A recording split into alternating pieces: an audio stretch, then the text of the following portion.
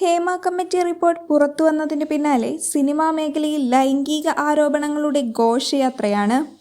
പല പ്രമുഖർക്കും പിന്നാലെ നടൻ ജയസൂര്യക്കെതിരെയും ലൈംഗിക ആരോപണവുമായി ഒരു നടി രംഗത്ത് വന്നിട്ടുണ്ട്. ഭരണസിരാ കേന്ദ്രമായ സെക്രട്ടേറിയറ്റിൽ വെച്ച് ലൈംഗികാതിക്രമം നടന്നുവെന്നാണ് നടിയുടെ പരാതി. ഇതോടെ ഇവിടെ ഷൂട്ടിംഗ് എന്നേക്കുമായി പാക്കപ്പ് ആവുന്ന അവസ്ഥയിലാണ്. ജയസൂര്യക്കെതിരായ പരാതിയുടെ അടിസ്ഥാനത്തിൽ കണ്ടോൺമെന്റ് പോലീസ് കേസെടുക്കുകയും ചെയ്തിട്ടുണ്ട്. വിവാദത്തിനു പിന്നാലെ സെക്രട്ടേറിയറ്റിൽ ഷൂട്ടിംഗ് വിലക്കിയെന്നാണ് സൂചന. ഇവിടത്തെ ഇടനാഴികളും ദർബാർ ഹാളും പൂന്തോട്ടവും ഒന്നും ഇനി സിനിമാ സീരിയൽ ചിത്രീകരണത്തിന് നൽകില്ല. പോലീസ് ആക്ട് 83 പ്രകാരം പ്രത്യേക സുരക്ഷാ മേഖലയിലായി പ്രഖ്യാപിച്ച സെക്രട്ടേറിയറ്റിലെ പ്രവേശനത്തിനും കെട്ടിടങ്ങളുടെ ഉപയോഗത്തിനും കർശന നിയന്ത്രണം ഏർപ്പെടുത്തിയിട്ടുണ്ട്.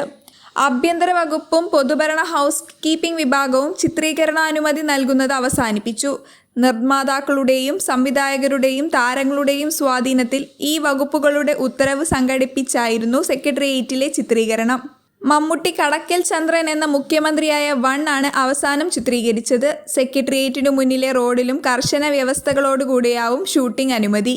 പരാതിയുടെ അടിസ്ഥാനത്തിൽ ഇപ്പോൾ അമേരിക്കയിലുള്ള ജയസൂര്യ നാട്ടിലെത്തിയാൽ അറസ്റ്റ് ഉണ്ടാകുമെന്നാണ് പറയുന്നത്.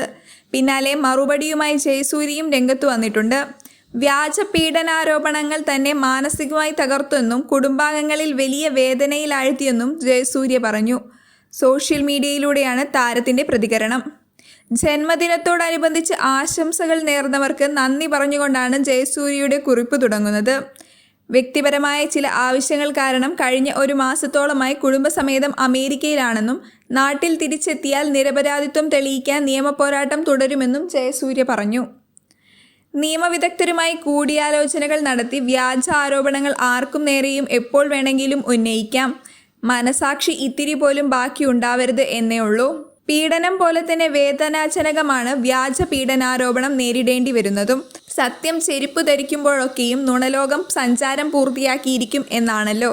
എങ്കിലും അന്തിമ വിജയം സത്യത്തിനായിരിക്കുമെന്നും ജയസൂര്യ പറഞ്ഞു. പാപം ചെയ്തവർ കല്ലെറിയട്ടെ, പാപികളുടെ നേരെ മാത്രം എന്ന വരികളോടെയാണ് ജയസൂര്യ കുറിപ്പ് അവസാനിപ്പിക്കുന്നത്. എന്നാൽ സോഷ്യൽ മീഡിയയിൽ പ്രചരിക്കുന്നത് മറ്റു തരത്തിലുള്ള വാർത്തകളാണ്. വിഷയത്തെ തുടർന്ന് ജയസൂര്യയുടെ കുടുംബത്തിൽ കല്ലുകടി ഉണ്ടായെന്നും ഭാര്യ സരിത വീട് വിട്ടിറങ്ങിയെന്നുമൊക്കെയാണ് യൂട്യൂബ് ചാനലുകളിൽ വാർത്ത പ്രചരിക്കുന്നത്.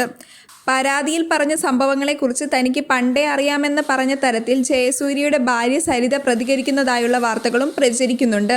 എന്നാൽ നടനും നിർമ്മാതാവുമായ ജയസൂര്യയുടെ ഭാര്യ എന്ന പേരിൽ ഒതുങ്ങാതെ സ്വന്തം മേഖലയിൽ മികവ് തെളിയിച്ച വ്യക്തിയാണ് സരിത ജയസൂര്യ.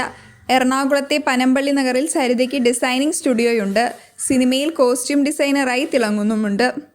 ഞാൻ മേരിക്കുട്ടി എന്ന ചിത്രത്തിൽ ജയസൂര്യ ചെയ്ത കഥാപാത്രത്തിന് വസ്ത്രാലങ്കാരം നടത്തിയത് സരിത കയ്യടി നേടിയിരുന്നു.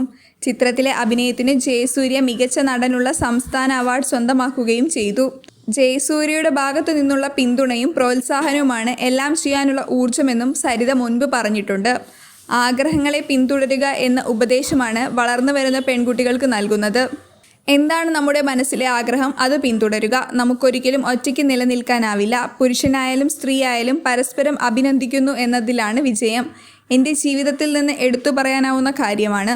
പരസ്പര സഹകരണവും സഹായവും പിന്തുണയും ഇല്ലാതെ ഒന്നും ചെയ്യാനാകില്ലെന്നും സരിത നേരത്തെ പറഞ്ഞിട്ടുണ്ട്.